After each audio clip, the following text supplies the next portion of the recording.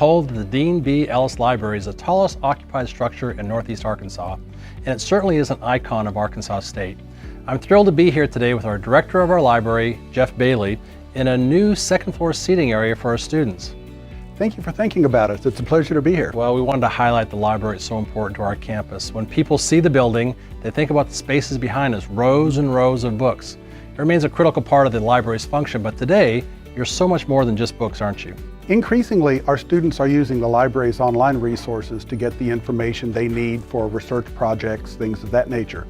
As a result, physical copies are being used less. At the same time, we get more and more requests for study and collaboration spaces like this one. I know that the Learning Commons and our largest computer lab are now located on your first floor. That's right. Traditional libraries used to be standalone places where everyone had to go for information, but it's a completely different world today. Yes, the library still has those traditional print resources as well as online books and journals, but the library is also a social gathering place for students to study, do group work, or just relax with a cup of coffee and a snack. Our librarians work actively, though, with personnel from the Learning Commons and other areas across campus to enhance the educational opportunities that are available to A-State students and contribute to their success. The days of having a hard copy of everything for any university library have faded in favor of more collaboration and more sharing, right? It is very important to keep up with those traditional acquisitions, but as our students become more and more digital, having resources ranging from periodicals to data sets available online is increasingly important. Today, the cost of having everything is prohibitive for any university library. But the good news is that through networking, interlibrary loan, resource sharing, and cost-free open access ebooks and journals, plus the advances in technology that make it so much easier to share those resources, we're able to keep up with the demand.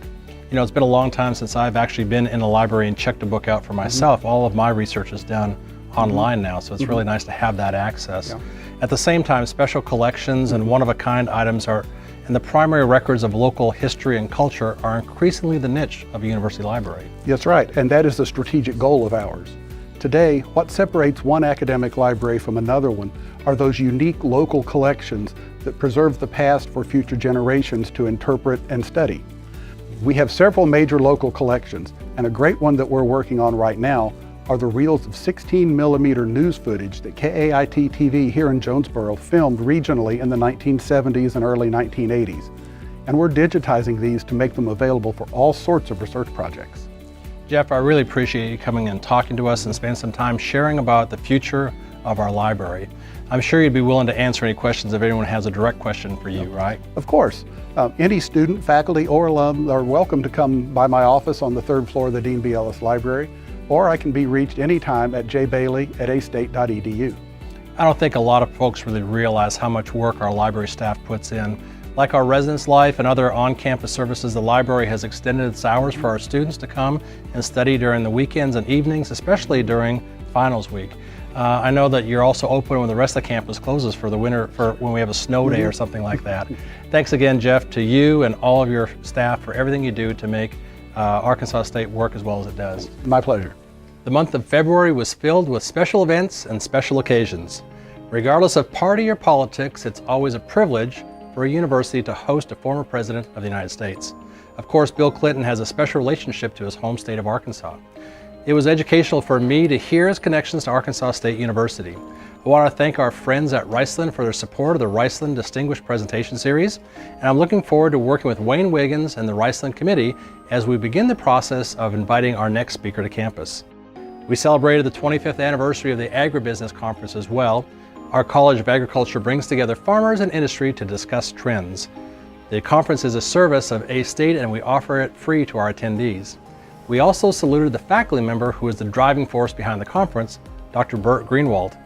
That week, we also celebrated $2 million in gifts provided by the Judd Hill Foundation to support our agriculture faculty and agriculture student research. Many thanks to the leadership of the Foundation's Executive Director, ASU System Trustee Emeritus Mike Gibson. The Judd Hill Foundation has been a vital supporter of our College of Agriculture. The entire campus was also involved in Black History Month activities, including annual staples like the Strong Turner Soul Food Dinner and academic presentations and discussion.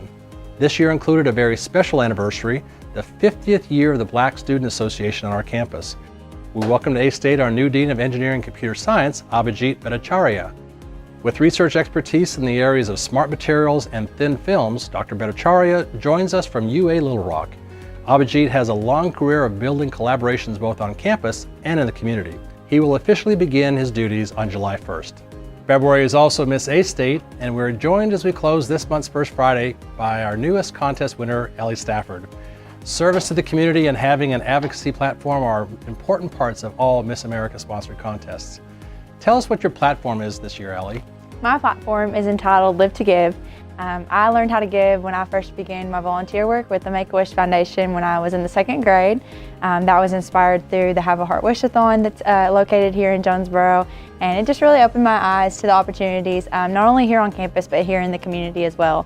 So my first year, I raised $1,000 at my local elementary school for the Make-A-Wish Foundation, and that has evolved into a district-wide fundraiser for the past 13 years to raise over $200,000. And so with Live to Give, I tell my story through how I learned to give, through how I found an organization that's close to my heart, and how there's so many organizations here at A-State and off of campus in our community that can impact your life in some way. And so just find one that's close to your heart, and you're never too young or too old to live to give. That's great. You also make a lot of pies, don't you? I do make a lot of pies. Tell us about that. So my sophomore year, December, my grandfather, my papa, passed away. And he was known by me for his strawberry pies. And so 2 weeks before he passed away, we were able to wheel him over. He was healthy enough to be able to teach me how to make the strawberry pies. I kind of turned my sadness into something better, to better my community, to better the Make-A-Wish Foundation as well as Children's Miracle Network. And so I ended up baking over 600 strawberry pies last year, and I raised $10,000 for Make-A-Wish and about $7,000 for Children's Miracle Network. And trust me, they tasted awesome. So thank you so much for being here, Ellie. Thank We're really you so proud much of for you. having me. Thanks for joining me for the March edition of the First Friday video. Remember that you can send your questions or comments to my email, chancellor@astate.edu, and I encourage you also to follow me on social media at KDAMP and the University at Arkansas State. All right, woes up, everybody.